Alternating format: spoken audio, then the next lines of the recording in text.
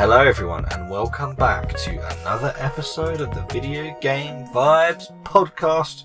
You're here with me, PatriotJax, and of course my good friend, Grog Games. How are you doing, my dude? Jax. It's good to be here. Pod, it's lovely to hear. Well, just Jax and not you, because you guys can't speak. But hello, welcome. Glad to be here. He also never checks the comments. I don't.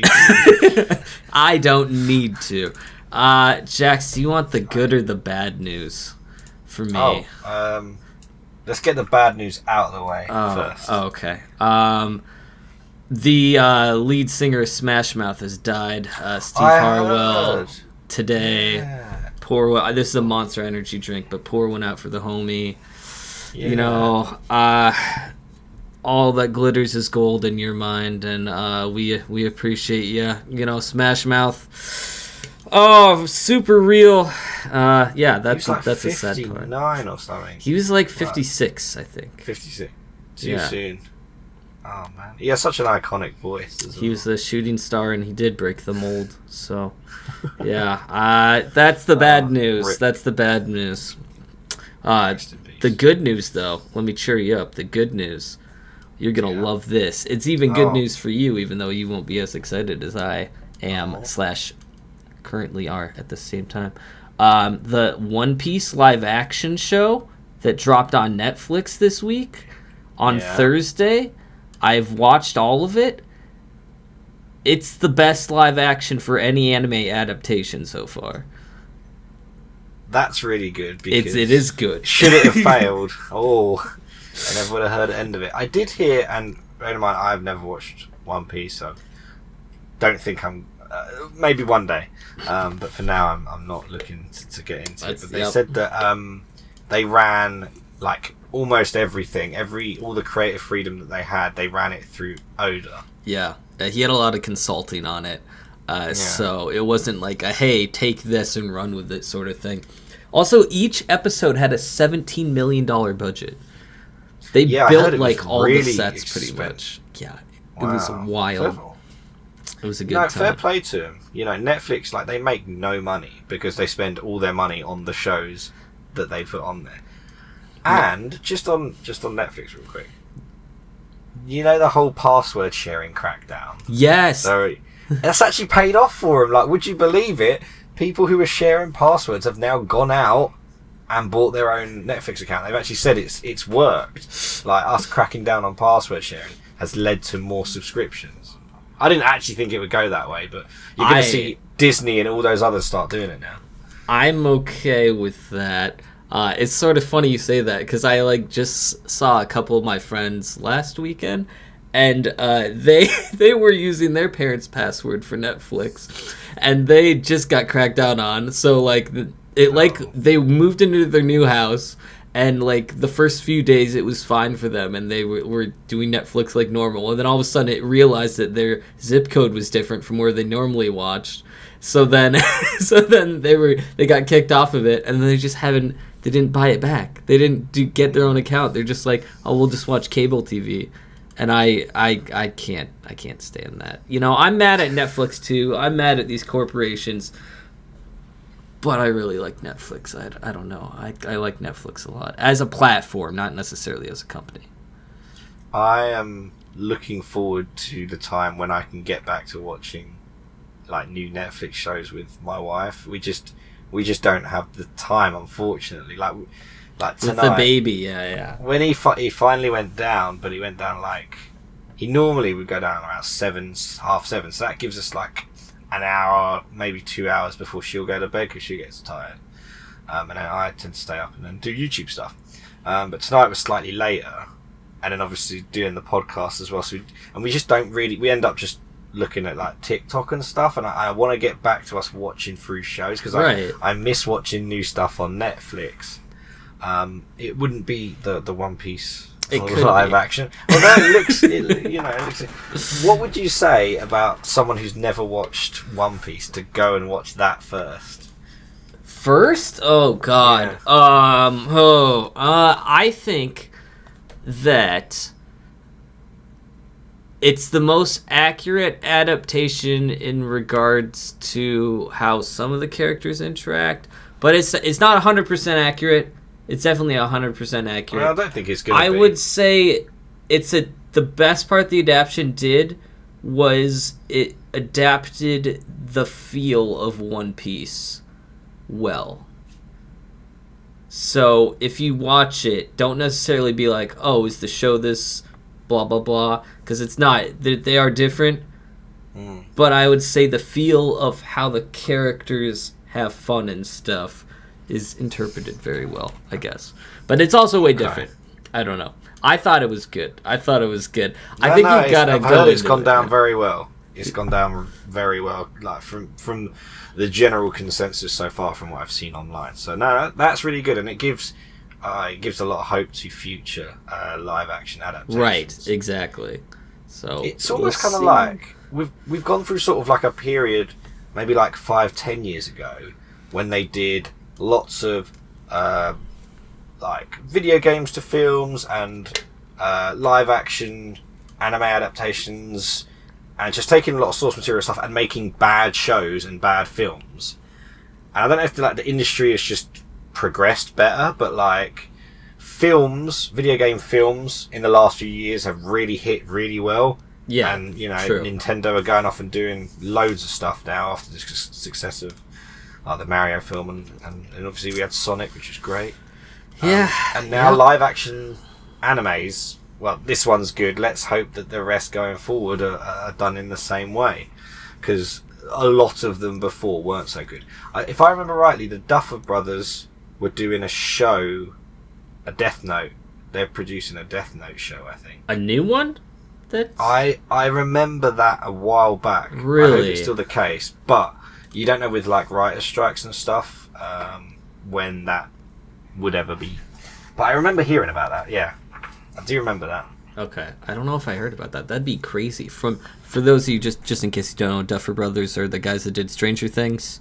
I knew what you're talking about, but just in case someone heard those names and they were like, who, what? They do good stuff. Just really quick before we move on, I don't know if it was a joke, but I saw on Twitter that someone was maybe making a Naruto movie because of the One Piece movie. Oh, okay. I don't know if that's true. I'm hoping it was a meme, because like I don't know if we. Because I also have not watched Naruto. Oh, right. Yeah. Okay. Well, never mind. See, you know the funny thing, right? Funny thing. I recently found out what the big three actually. You didn't means. You didn't know what that meant? Well, I assumed that when everyone was talking about the big three, like someone explained it to TikTok very well, because people are always talking about, no, this is the big three, no, this is the big three. But apparently, it came out because these three shows in particular were all like on Shonen Jump at like either the same time or in quick succession. Yeah. It's obviously One Piece, Naruto, and Bleach. Yep. And so I think people try and interpret when they say big three, they mean they're the best three, for example, which is not actually what they mean. It's just been three great shows that ran like at the similar time. Yeah, it's sort of like just like a weeb thing where they all the shows came out at the same time, and it was like a golden era of anime back in the day, for us old anime watchers. And so nowadays people just joke about like what's the new big three, what's the new like top animes that are playing. So it's sort of like a continuation of that, I guess. It's nothing, but can I throw in no, you can't throw in Black Clover. We've got to do like a tier list between like the animes that we've watched. That'd be so good. We should a combined tier list where we have to agree. Well, we just either agree to disagree, because there's plenty that I haven't watched, and I'm sure there's some that I've watched that you've not watched. Probably. Although you're definitely like, you've probably watched a lot more than I have. That'd be an interesting thing. Yeah, we should find a quiz. Yeah, before we do that, we find a quiz to see the total number of anime that we've seen. Like, I'm sure there's some like list out there for like the top anime. I was thinking about this click the other that day. and you get a point, and it's like then you can just count up how many you have at the end. That's a good point. Yeah, we should. Yeah, definitely. Anyway, this is a video game podcast, guys. That's anime talk all over for sure. Yeah, let's move on to like the crux of of the video today, which, Yes. as you can tell, is about Mascot horror. It is. Very excited. So, Mascot horror, ladies and gentlemen. I know. Well, I know what you're thinking. These guys, all they do is talk about FNAF. Well, too bad. We're talking about FNAF again. We, not specifically just FNAF, but the whole genre of Mascot horror in general. I guess before we get started on specific examples and stuff like that, Jax, maybe we should just say a definition of Mascot horror, just in case someone listening doesn't have a full conceptual idea of what that means. Yeah. No, I mean, for a while I didn't, but it's just a subgenre of horror that is popular on the internet, and it's characterized by its twisting of children's mascot and aesthetics, ambiguous storytelling, and marketable characters that are often geared towards children and teenagers. So when you think of Mascot horror games, you think of FNAF, as you just mentioned, like Baldi's Basics, Garten of Banban, or Garten. Like Bendy. So it's a game that has a focus, or it brands itself of a particular character that you could see being from like a children's TV show, and that's sort of how it is. And then obviously they cut out story and just hide it in different areas, so it's all about lore finding and that sort of stuff, basically. So it's basically a game that you will see on YouTube. Yeah, the trending page. And I think just super briefly, we gotta say that the whole reason why this came up in the first place as a video game genre is because of FNAF, pretty much. I mean, Scott Cawthon made it popular. Obviously, there was indie games before then that were horror games, but in regards to adding the mascot element to it correctly, FNAF was the first one sort of to do that successfully in regards to a lineage of branding and games and books and toys and everything else that came from film. That. And now a film with my boy Josh Hutcherson in it. So, very pumped. It was really the fan games that came from that then led to like this whole new subgenre, really, wasn't it? When you think of like Five Nights at Candy's and Five Nights at Fly, and like just the community of like fan games and what it led to this whole subgenre now that we see very frequently on YouTube. Fair, yeah, and we'll get to the current state of Mascot horror, but before we do that, I guess we want to talk about why this is a topic of conversation. Why is Mascot horror so popular in the first place? I mean, why did FNAF get popular before that? Like, it's not like FNAF came up and like, I mean, there wasn't like a golden reason why. There was reasons why FNAF exploded into the popularity that it has now. One of the reasons, of course, is the fact that horror tropes have been going on for the longest time, and FNAF definitely borrowed from that. For example, you could go to way olden horror movies of like vampire and the swamp monster in the swamp, and stuff like that. Even to like latest horror movie, like I don't know, Saw's technically a goddamn mascot, pretty much, right? Sorry, Scream is my favorite. Yes, I love Scream. Yeah, my favorite horror movie is Scream 1. I'm not a very big horror movie guy, but okay. Don't watch The Conjuring, and those are amazing. What's it? Is that your favorite? Oh yeah, let's talk about this. I do love How many? We could. I want to know your experience about horror It's my movies. favorite like universe. Like they're all connected and stuff. I love The Conjuring, Annabelle, and all that sort of stuff. I was just going to say Scream's overrated. Sorry. I think Whoa, great. Yeah. That's fine. Sorry. I don't take offense because I only like the first one, but that's cool. I mean, the Warrens aren't real, so let's be honest. Let's stick on our point. We'll end up going off on another anime tangent. But yeah, so Mascot horror now, it's been around for a while, and like you're saying, why this has become something that we want to talk about now is because with a lot of the newer Mascot horror games, a lot of controversies have surrounded a number of them in a lot of different ways, You're thinking Poppy Playtime, Garten of Banban, that Candyland that I keep seeing a lot of, and the controversies tend to focus around stuff like the way they're trying to monetize the brand, and sort of the gameplay, and the game itself is sort of like a second thing, if you like. Even like doing stuff with NFTs, using AI voices, a lot of stuff that is not seen favorably from like the community and Mascot horror fans, or just horror fans in general.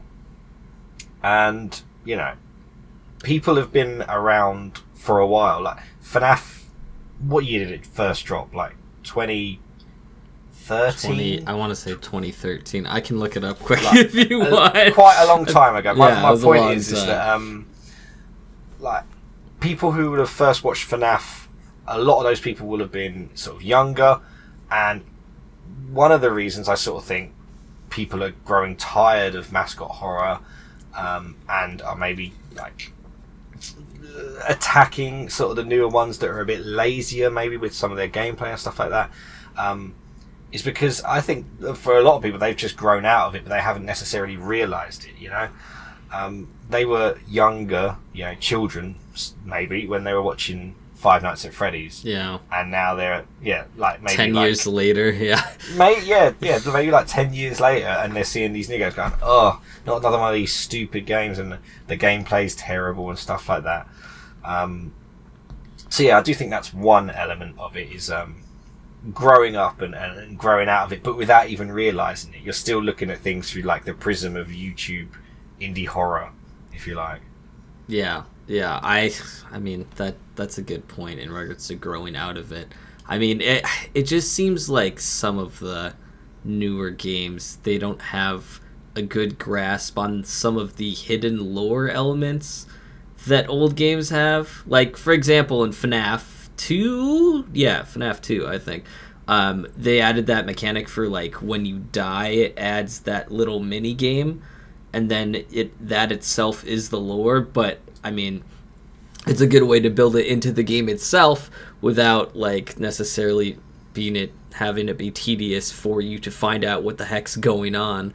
I guess nowadays for lore itself, like Bendy was good, because we've said before on this podcast that you got that one item where like you could look at messages on the wall and stuff, and that's another reason to go back and play the game and everything.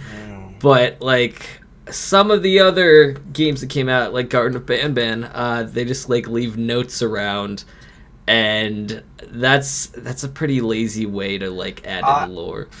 Let's park that Garten of Banban specifically for a minute, because I think it's probably good to just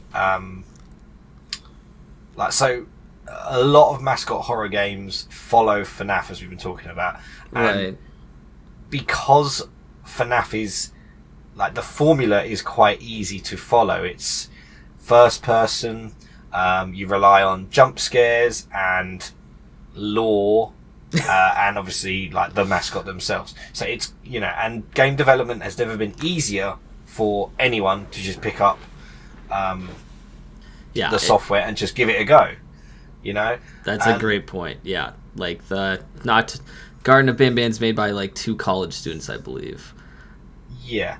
But the reason I just sort of wanted to park that is because I think there's a larger point about the Garten of Banban in terms of like how the community and stuff viewed that game in particular, and what happened. But I just want to bring out the fact that the Mascot horror sort of controversy and how people are talking about the subgenre itself has led people to generalize indie horror to the point where people are saying that there are no more good indie horror games when they see these new Mascot horror games come out that aren't very good, or aren't to the standard of maybe like a FNAF or something to a lesser extent.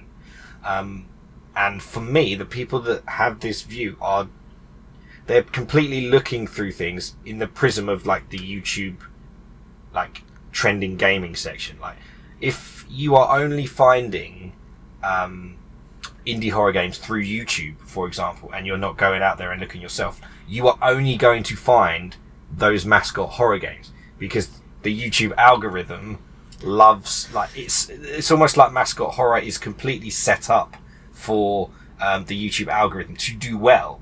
You know, you've got the Mascot, you've got that on the thumbnail, some creepy writing about the lore, and they're short, they're done in chapters, which means that you can get more content and views out and stuff like that. But yeah, I just think that to say just that notion of that there are no more good horror games, to just give you an example of a few of the indie horror games that have come out in 2023. Oh, okay. You know, yeah. We had a new Amnesia game, The Bunker. We had Amnesia. Oh, we did. Yes, I did see that one. I saw Markiplier play it. There is Dredge, that's like that game at sea, like in your ship or something. I haven't played it, but I heard it was really good. Okay, I've heard Dredge. of it. Everyone's telling me to play Dredge, so I need to play. The Litany of pretty decent, but I'll talk mainly the Complex, which is a backrooms game. Right. Like I played a few of them, and very few of them I thought were actually pretty bad. So I'm going to include backrooms games in general. And Outlast had a new game as well, The Trials. Oh, it did? Oh. Yeah. So there are a number of very good... Those are just naming a few. Like, horror games and indie horror games are not dead. You just need to sort of widen your scope, or go a bit further than to look on YouTube and see what's the next hot indie horror game. Do you get what I mean? Yeah, and like, no... Indie horror has never solely relied on Mascot horror in the first place, and the fact that like people say that indie games are dead since Mascot horror games are dead is like just a ridiculous notion in the first place. Yeah.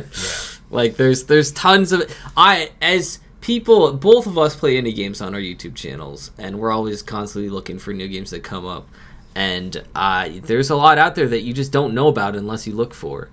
Especially for indie horror, because indie horror, like, I feel like indie horror in itself, just really quick, is like a genre, video game genre that can vary in length and vary in scope a lot differently compared to other games. Like, for example, like an indie roguelite, you of course have to like build up the map, build up the character, build up weapons, blah blah blah, all of that. Indie horror, remember that dumb indie horror game that was like the hallway or something, where you open the elevator and then there's a running guy in a hallway that comes up? That's a terrible example because it wasn't really an indie horror game. But it was a joke, but it was, what was it called? It was called like I don't remember. It was like something stupid. It was like Trip or something Trip or something like that. Trip. And then the scary woman chases you. Yeah, and like the music plays, and then she just trips over. And trips over. The whole game's like a minute. You like go up into a lobby, and then you go into an elevator and go up, and then it's like this giant hallway, and a killer comes running at you, and then he trips, and then the game ends. A terrible example. Sorry, I just thought of that first because in my mind just went to like the shortest game possible. Point that I'm trying to make is that for indie horror games and horror games, they can vary. They can just be like a quick 15-minute experience, and like you don't know what you're going to get necessarily. It doesn't have to always be this long drawn out series. It can be like a really cool one-off game that you spend like 30 minutes playing one afternoon or something like that. And I don't know. I just don't know if enough people are looking at that in a positive light, I guess. Like, I mean, we in regards to like branding and everything, obviously it's bigger to have something that has a face like a mascot. But we need to start looking at some of these other like smaller indie games that are just as good in regards to gameplay and visuals and audio, if not better, than these Mascot horror games for sure, Garten of Banban, and we need to promote them further than just the Mascot games.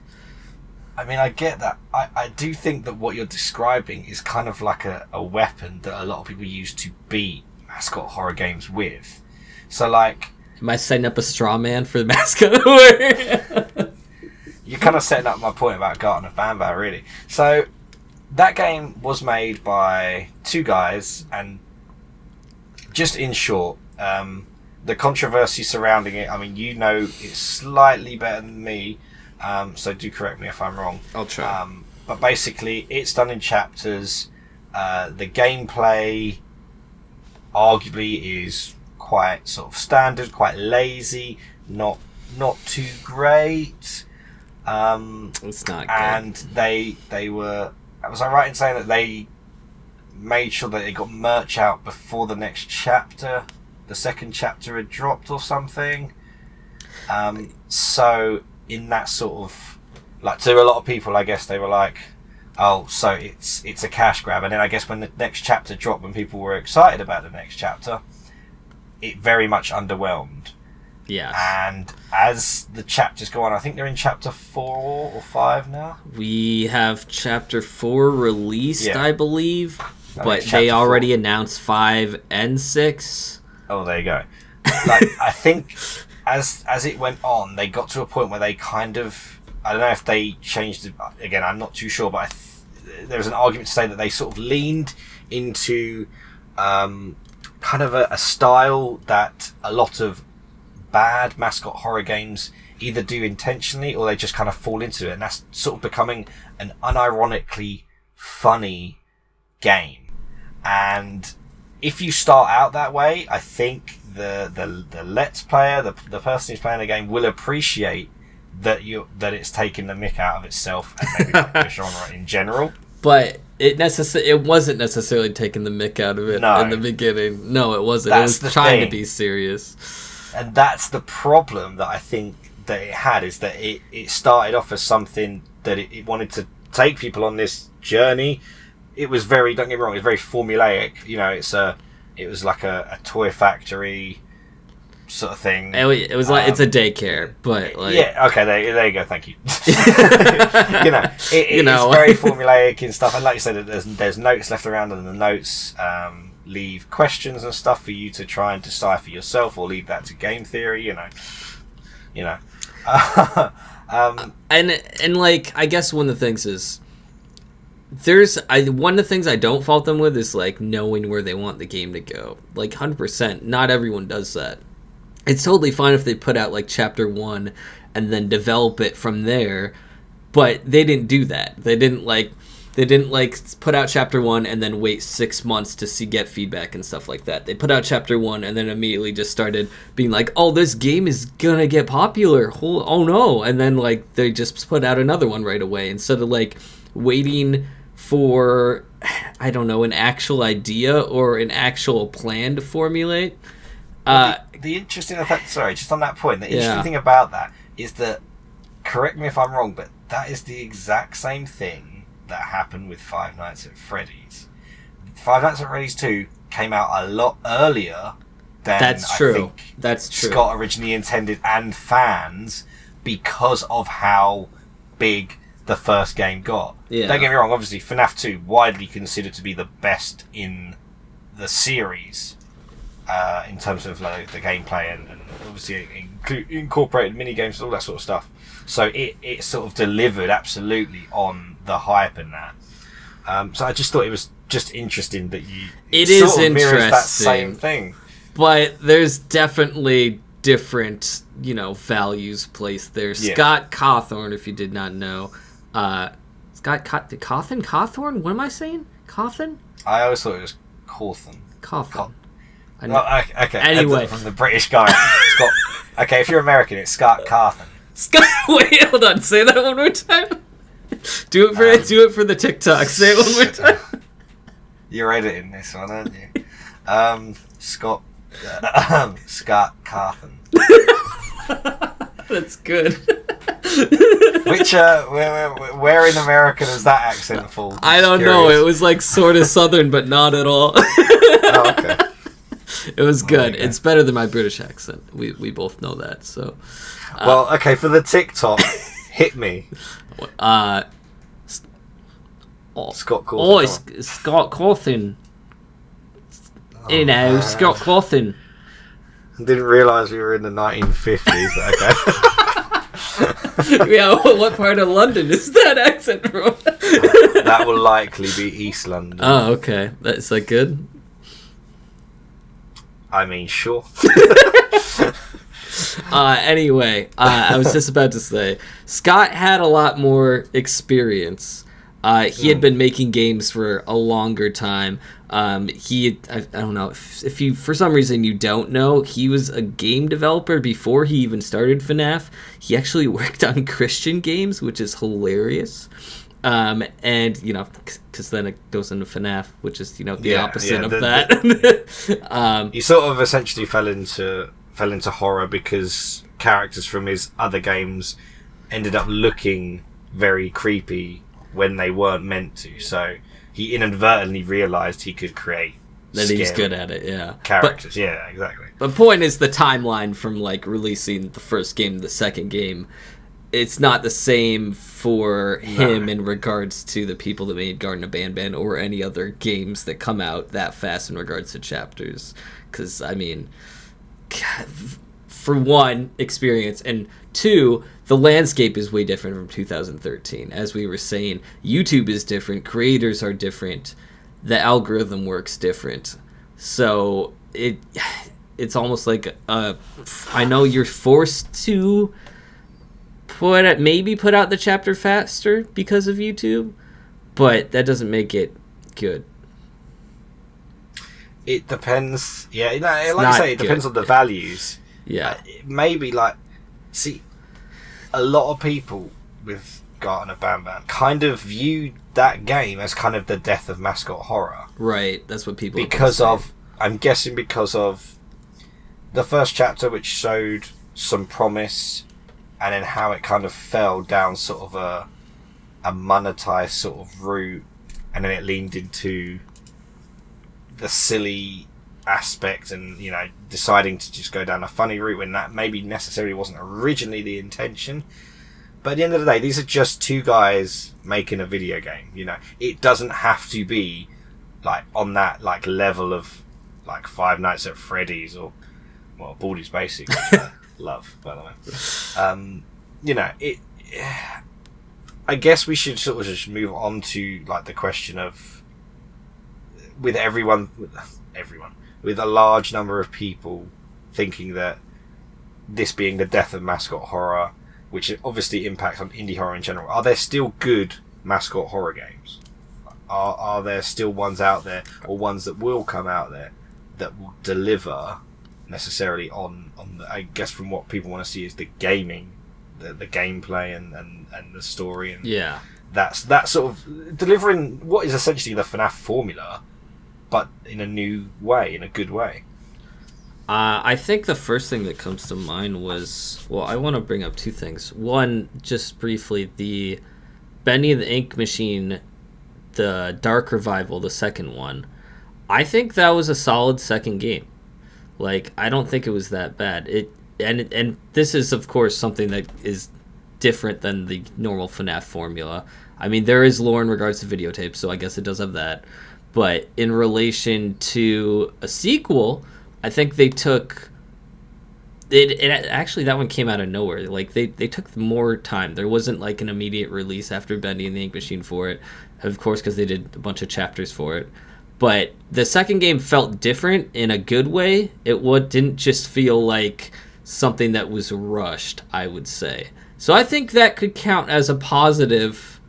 Go ahead. You want to say something? I was just going to say, I do think it's a very good point, but I do think that part of the reason that Bendy and the Dark Revival came out like it did, like it came out as a full game, you know, it was that they'd done a lot of different stuff. Like, it was not like a carbon copy of the original game. Yeah. And thank God, because combat was different. Yeah. Anyway, yes. Well, just not great, my opinion. It came out as like a full-fledged game. You know, ended up being quite BioShock inspired. There was a lot of that. We've talked about that in the past. But were it not for the success of Bendy and how Bendy done it through chapters and all of that stuff that we talked about, the formula for making a successful Mascot horror game, they wouldn't have the resources for it. Is what they wouldn't saying. have exactly. So what they did That's is they very took, true. Obviously, they took the money that they made from Bendy and the Ink Machine and made a fully fledged game and done it. And as they took their time, didn't rush things, and yeah, Bendy and the Dark Revival for me much better than Bendy and the Ink Machine. Yeah. But obviously, it wouldn't have existed without Bendy blowing up on YouTube. That's an extremely fair point, 100%. All right, I would like to impose then my next example, Amanda the Adventurer. We've talked about before a little bit. I played one version of that game. You've played one version of that game? How many versions? Yeah, like one. Well, there's like there was the full game, which I never played, but there were a lot of like demos that had updates and stuff. Right. The full game I did not play myself, but I did see Markiplier play, and I think it's got all the mechanics and stuff that FNAF would have. Like, it's got all the hallmarks. All the hallmarks, yeah. I guess it definitely is a mascot horror game because it's got Amanda and Wooly on it. I mean, it's on our own definition of mascot horror, it would be considered a mascot horror game because of mascot themselves, about the lore drops hidden within, about essentially it's a children's TV show is what it's about, and it's morphed into a horror scenario. So it definitely counts. But I would say that was done extremely well. And as you said, they came out with demos and stuff before them, but it wasn't thrown out in chapters. The actual game itself is probably only like 5 hours long if you're trying to get everything in it. But in regards to a first step for a potential mascot horror brand game or series or whatnot, it was a good first step, I would say. I think it did do well. Is there an argument to say that, you know how games, and I was just mentioning, we can talk about, just briefly mention Hello Neighbor as a good example of this. Amanda and the Adventurer did not come out in chapters. However, it, as I remember it, and do correct me if I'm wrong, there were a large scale. There were updates essentially, and each new version would then be played. You know, I did this with Andy's Apple Farm. When the new version hit, there means there was new content, so people would play it on YouTube and stuff. So it wasn't done in chapters, like they would just obviously update the game and stuff. But it is that similar kind of style in that the whole reason that you would do chapters is to get to keep the hype going, keep it on YouTube and stuff. The same thing with updates and that. But I will say that I thought Amanda the Adventurer was very good, and I like I'm a big fan of analog horror, and it leans into that quite definitely well. Does, yeah. I thought that was quite good myself. Short answer is there are good mascot horror games out there. Like you said, Amanda the Adventurer is a good example in my opinion.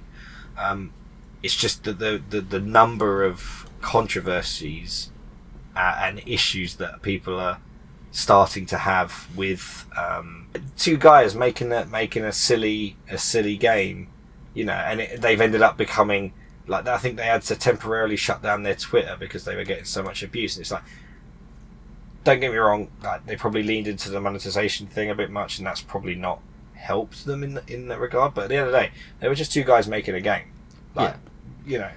And there's nothing wrong with that. It's good to add to the genre of indie horror in general. It's just you don't have to play it. You don't have we made it popular in the first place, so we have only to blame ourselves. But to add on to your point in regards to a silly game, I mean, there are indie horror games that don't take themselves too seriously, but can still be a good game. The thing that I'm thinking of is Choo Choo Charles. Oh my god, the premise is ridiculous. The game itself is serious, but the premise is ridiculous, and it knows it. You're getting chased by a killer train, and you're supposed to go on a train. Yeah, it's partially survival horror too, because you have to get resources in order to like build up your train so you can fight Choo Choo Charles as a train. But that game was mostly positive in regards to it coming out and stuff. Like, people were like, "This is ridiculous," but the gameplay is actually sort of fun. I'm shooting a Gatling gun at a killer train. That's dope. I would love that. But yeah, I mean, if you do it right, it doesn't matter if it's silly or not. I mean, it can be, as long as you do it right. Thing. I think, it comes back to what are you originally entailing for the game. If you're still learning to develop games and you're just making them and you're throwing them out there, fine. But I think probably Garten of Banban's potential mistake was, well, it did. I don't think they clearly didn't realise the game would blow up like it did. So the first chapter blew up, and then they thought, this is maybe one of our only chances to make some serious money. Yeah. I think that's an okay thing to want. Like, you've got something, and you can potentially monetize it, and you can make your lives better. Like, for me, there's absolutely nothing wrong with that.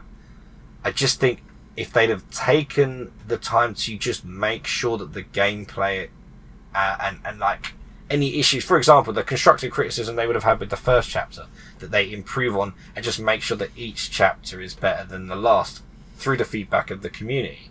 And obviously by early merch and stuff like that, and then leaning into the city side of it, people then just assume that you're only there for the cash grab. And I just think that wasn't necessarily, like we said before, the intention, but they've kind of become like the scapegoat for the death of Mascot Horror. Yeah. Which I think is quite unfair.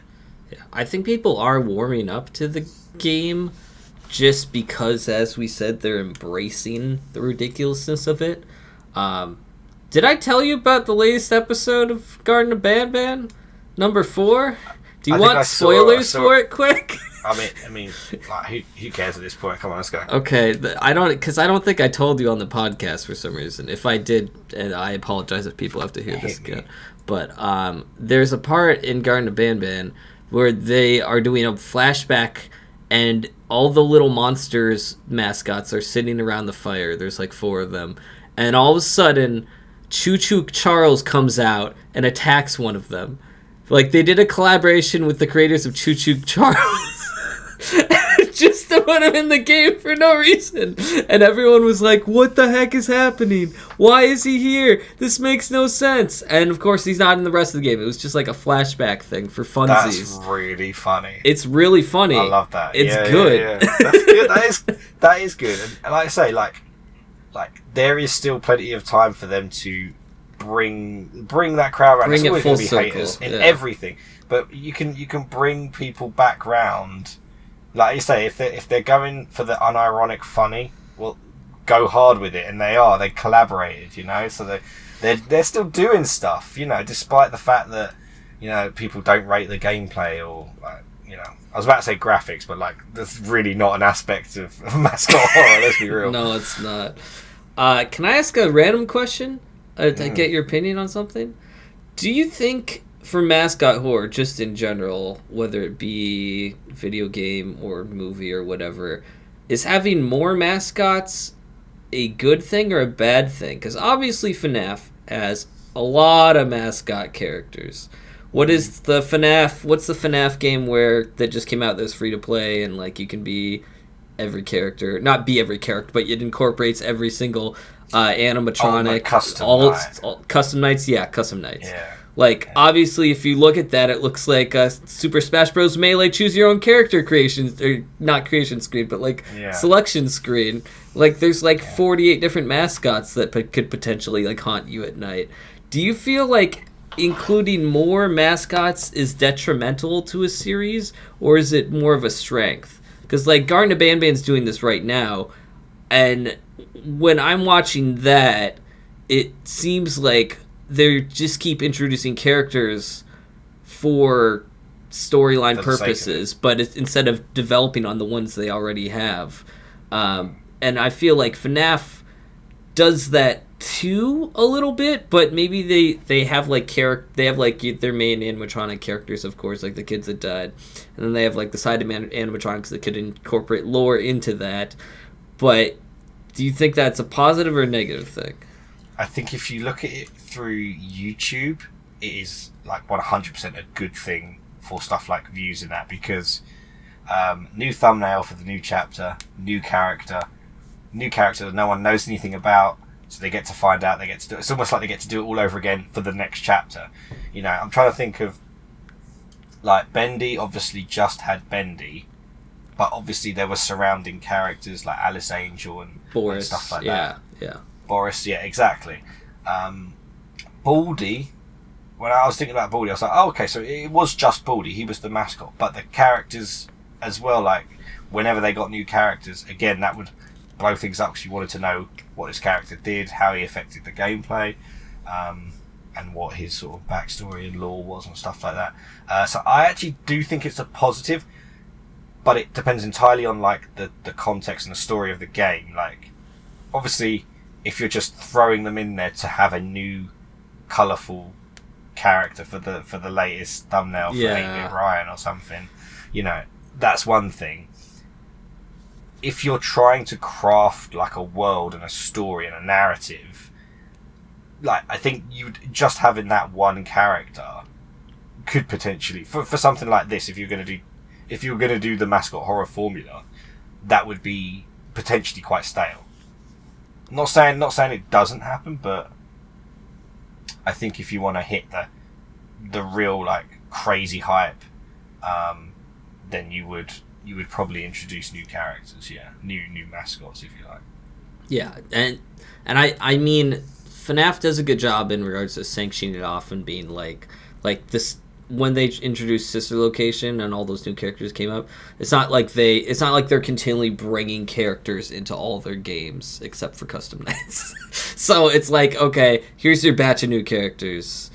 It's not like as complex. It's not like building on 30 characters all interacting. It's not like a Game of Thrones level of characters that you have to memorize for certain sets of games and stuff like that. If you want to understand the lore as a whole, yes, but yeah, I think if it's like if you've got multiple, like Sister Location's a good example.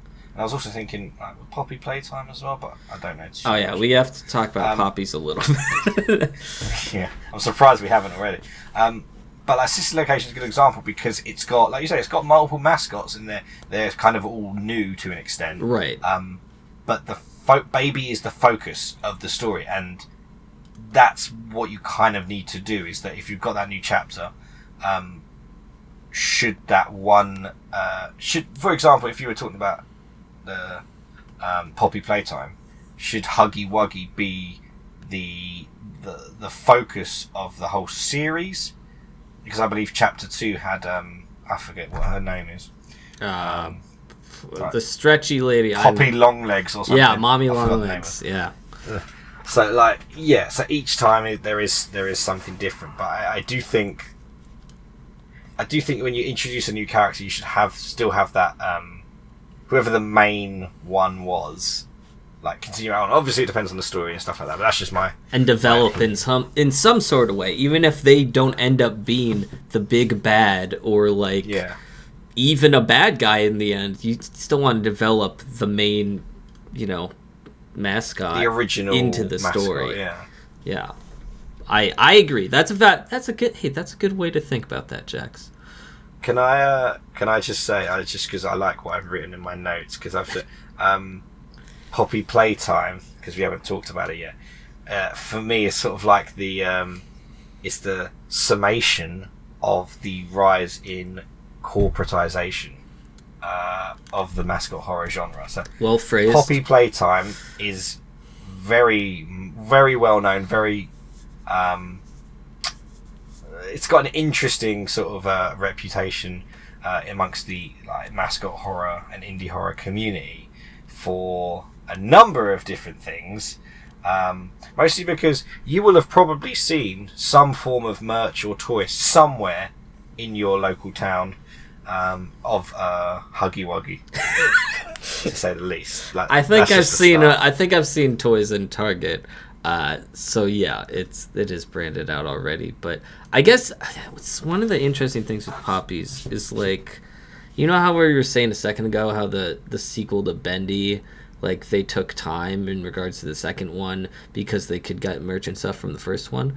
Well, I feel like Poppies is similar-ish, and correct me if I'm wrong, but like, so the origin of the creation of Poppy's Playtime is it's a new video game company that's founded by this big YouTube channel that specializes in animations for like, I don't want to be rude to children, but it's stupid, like mind brainwashing, like characters from different universes, like Mickey Mouse and Elsa and Boris from Bendy and the Ink Machine, and they're all in Squid Games, like that kind of thing. It's like, it's clever. It's like an animation channel that like knows exactly how to feed the YouTube algorithm, like to perfection. So they have the skill set for that in regards to they know what needs to be popular.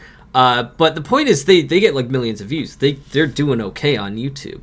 So my point is, like, they could have, instead of going the corporate route, as you identified, where as soon as the game came out, they had merch, they had like the NFT deals and stuff that happened.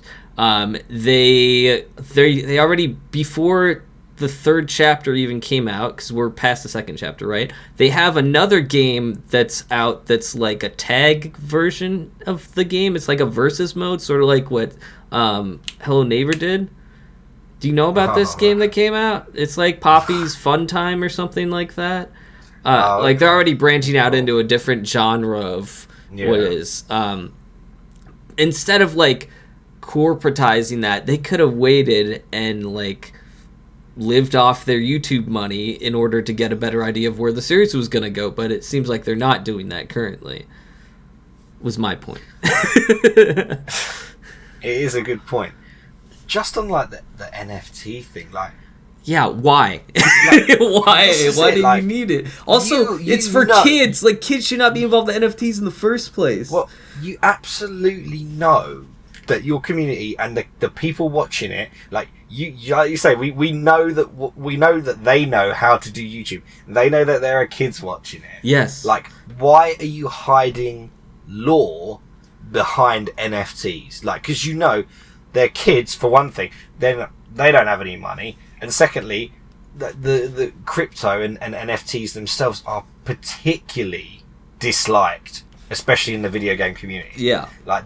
So they are seen quite badly. So the choice to go down that route, I find very, very interesting. It's also similar to, not similar, well, it's similar in an extent to Candyland, which I think was originally just going to be an NFT drop. Like, it was just going to be a bunch of NFTs, but now they've actually made it a game.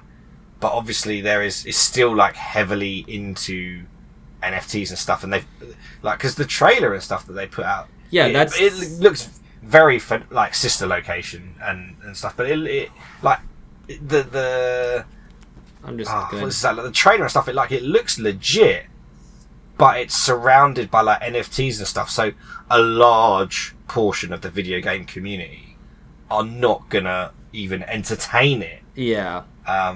You know. Okay. I was just double checking that I knew what you were talking about. Yes, this is the game that I have seen. It looks good, but like, I think they baited people as well, though. I think they didn't originally, like, a lot of people.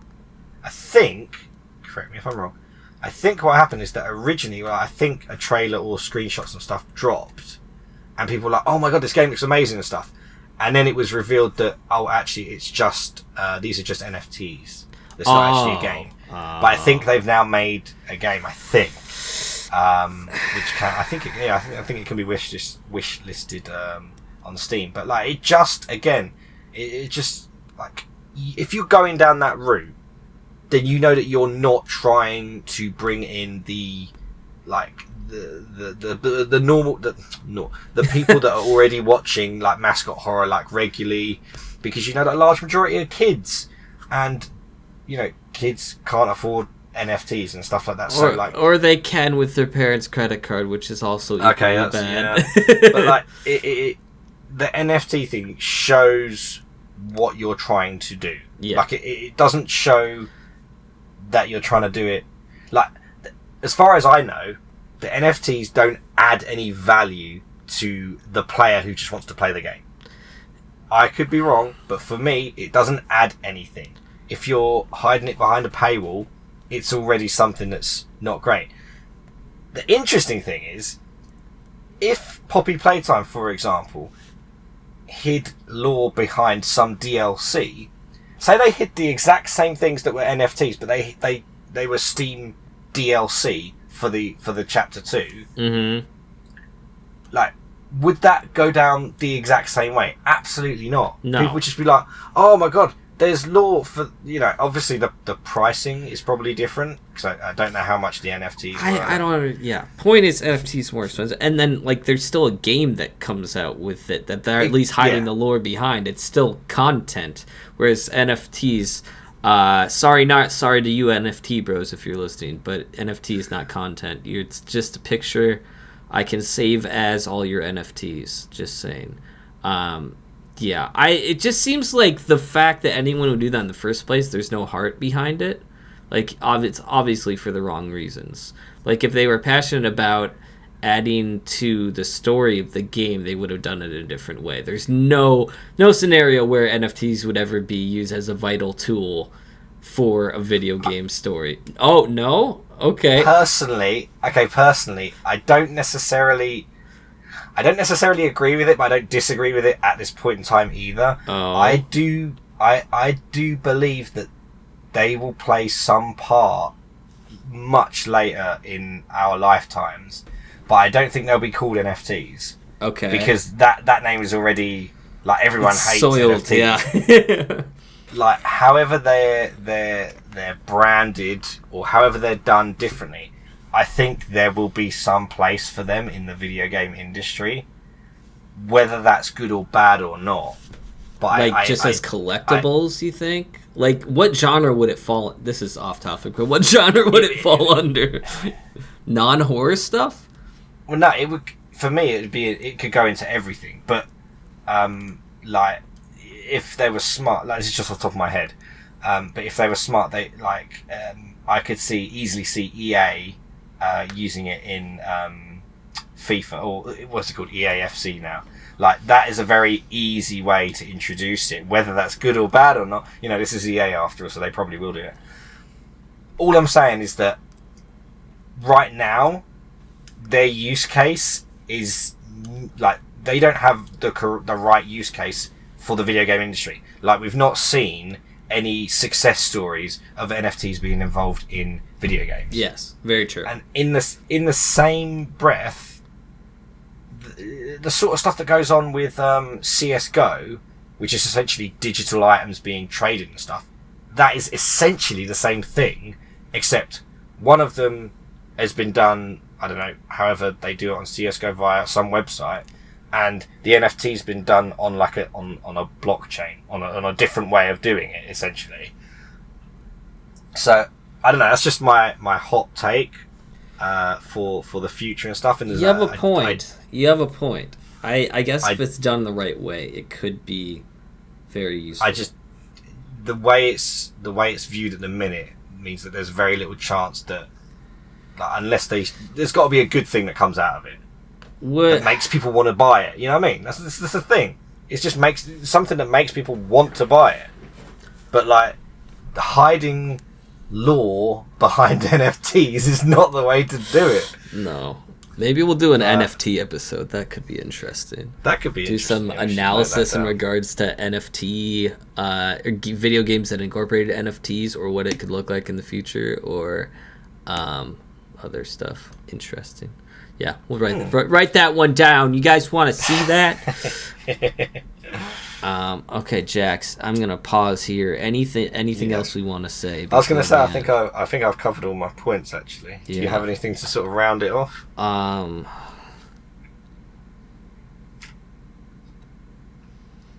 know. I guess we could just try and answer our question. Is it dead? Yeah. And, like, what is its future? Yeah. Can we riff off some of that? Yeah, let's riff something. So I guess to end our podcast episode, we are just gonna briefly ask, sort of almost like a vibe check, Jax. I forgot we did that. Do indie mascot horrors, are they still successful? Is indie mascot horror dead? And I don't think it is. It is not dead. 100% not dead. We've seen some examples of good indie mascot horror, that new indie mascot horror that is still good and not terrible. However, I feel like the video game industry is always constantly evolving, not just the indie horror genre industry. But right now it's evolving in regards to YouTube as a algorithm, as a source in regards to the platform YouTube, in regards to the creator of YouTube, not creator of YouTube, the creators on YouTube, and in relation to the developers making the game. There's a fine line between all three of those parties, and it's just a new era, I guess, of how indie horror reacts to that and evolves as a story. I think we're going to continue to see good and bad. I think maybe we had a couple bad ones in there and people got scared for a second, but I think we'll be okay down the line, Jax. I don't know. Yeah, look, the fact that there was so many controversies surrounding numerous different mascot horror games around the same time obviously will lead people to think, go into like crisis mode and call it, go over the top and say, oh, this is the death of mascot horror, everything. But obviously that's not going to be the case. There are going to continue to be bad mascot horror games that come out. There are going to continue to be, not necessarily, I'm not saying anyone is, but I'm saying that there will be bad actors, people that see, they will work, obviously they work out the YouTube algorithm and they make a game that does that, and then they sell merch and they make money off of it. Those games are going to come out and they might be bad. Just accept that. But also, there are good mascot horror games out there as well. There are also just good indie horror games out there. Like, the fact that, like, it is silly and over the top to think that horror, indie horror, mascot horror is dead, because there are going to be new ones that blow up YouTube, and it's just down to the developers how they want to progress their creation, and it's entirely up to them. Like I said before, like, if they feel like this is a great way for me to, I need to pay my bills, this game's blown up, I don't know, maybe do some paid DLC or do some merch and stuff. Like, YouTube has the ability to change people's lives. Yes. Like, yeah. I can guarantee my life is changed forever. I can guarantee that the two guys that made Garten of Banban, God, I feel so weird when I sound British and I see everyone on YouTube is basically American going, Garten of Banban. No, you're not saying it wrong. I never thought you said it wrong. No, you're fine. You're fine. It's a stupid name is the thing, but it's also smart of them because, like, I don't know, you remember it, don't you? you do, yeah. But these two guys never would have thought that the game would have blown up like it did. Yeah. I'm sure they would have hoped for it, but you surely don't, like, you don't go in my opinion, you don't go in thinking this is going to blow up. You're hopeful, you've done your work on it and stuff. Like, I don't know how many games they made before this, if any, but they did not foresee this. So, have a little understanding from their perspective.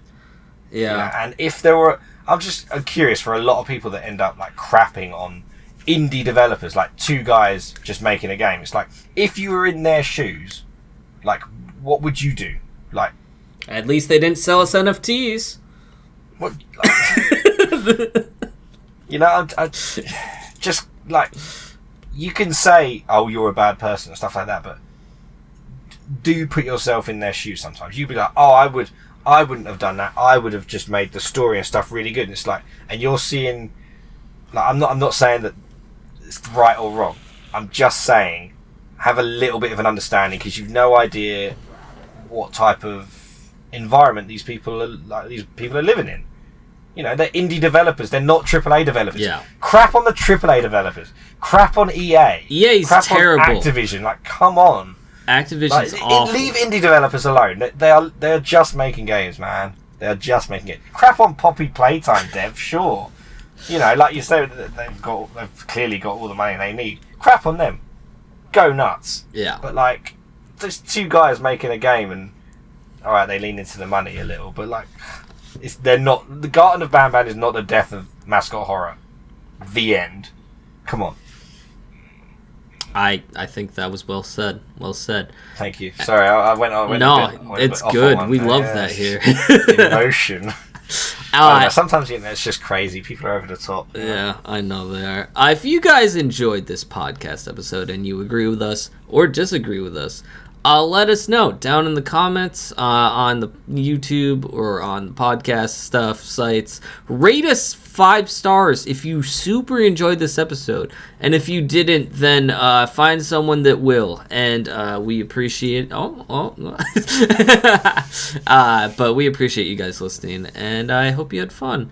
Jax, do you have any wisdom nuggets to lead us out on? Otherwise, I can rant. I can tell you about a new indie game that you should actually, let me just rant about a new indie game. Oh, okay. Go on. Whilst I'm looking for that thing that I need to find. Okay. Oh, I thought this was just going to be the ending. I found a new indie game that I liked recently. There's a roguelike. It's a demo for an indie game, so I sort of want you to go on Steam after this and hit wishlist at least to help the developer out. But it's called Dun Jungle, and then you are a monkey who is going after his human friend that helped raise him, who got captured by these natives and stuff like that. And it's essentially roguelike, sort of. It's got like Hades elements, it's got Dead Cell elements. I enjoyed it very much, and it was cool because the developer actually reached out to me via email, and he's like, hey, check out this demo. And I was like, whoa, this is a good demo. I'm telling everyone I know about this. And now I am on the podcast. Bye. Dang.